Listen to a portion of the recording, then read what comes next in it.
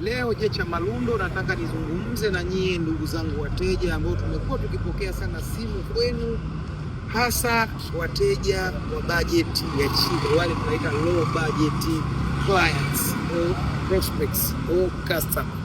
Unakuta mteja una budget labda ya $3 mpaka $5, alafu huyo mteja wa bajeti hiyo anakuambia bwana, nataka gari ila iwe nzuri, iwe nyeupe ama iwe rangi ya silver ama rangi ya panya, iwe na sunroof, iwe hivi, iwe na remote sport na Android. Hivi kweli unapata wapi guts za kuanza kumwambia dalali kwamba gari iwe na hivi na bajeti yako yenyewe ni hiyo? Tunasema ni yani bajeti kisoda.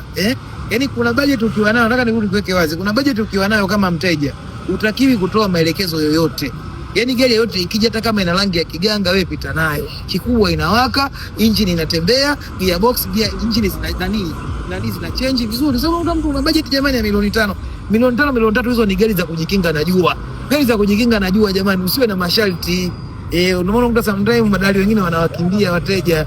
Hayo ni yangu ya moyoni, nikasema niyaseme bwana. Dalali Jecha Malundo kwa leo inatosha. Over.